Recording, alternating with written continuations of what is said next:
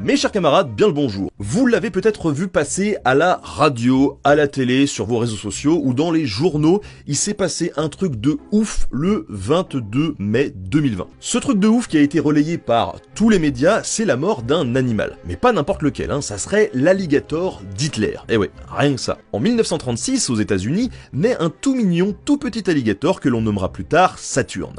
Pesant bientôt près de 200 kg, Saturne est le fruit d'une évolution de 60 millions d'années, et comme je l'ai dit, c'est un alligator, et non pas un crocodile.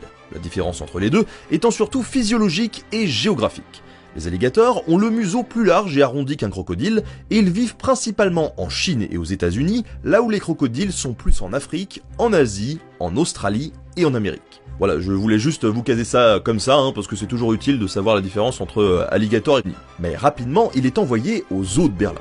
Seulement voilà, Berlin, c'est en Allemagne. Et qu'est-ce qui se passe en Allemagne au milieu du XXe siècle? Eh bien, c'est un peu la guerre. De 1943 à 1944, la Royal Air Force, avec l'aide des Américains, lance une série de bombardements sur la capitale du Reich. L'objectif est de saper le moral des troupes allemandes en provoquant un impact psychologique majeur dans leur rang.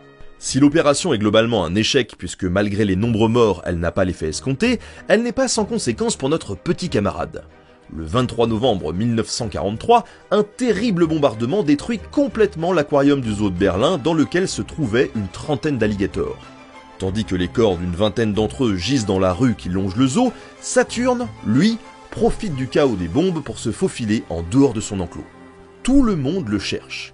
Personne ne le trouve. En tout cas, pas avant 1946, soit 3 ans plus tard quand même. Qu'est-ce qu'il a fait pendant ce temps-là? Eh ben, on le sait pas du tout.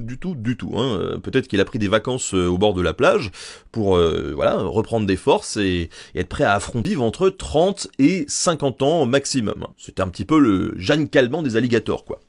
Ou pas, puisque le record des alligators, c'est plus de 100 ans. Voilà, si cet épisode était plus divertissant qu'instructif, faut bien le dire, je trouvais assez amusant de prendre le prétexte d'un alligator pour parler, mine de rien, d'histoire. Des bombardements de Berlin à la crise constitutionnelle de la Russie, en passant par le partage de l'Allemagne d'après-guerre, même si on a tout survolé assez rapidement, voir l'histoire à travers les yeux d'un témoin aussi peu causant et insolite qu'un alligator, franchement, je pouvais pas louper l'occasion. Merci à tous d'avoir suivi cette petite chronique sans prétention, on se retrouve très bientôt. Allez, à la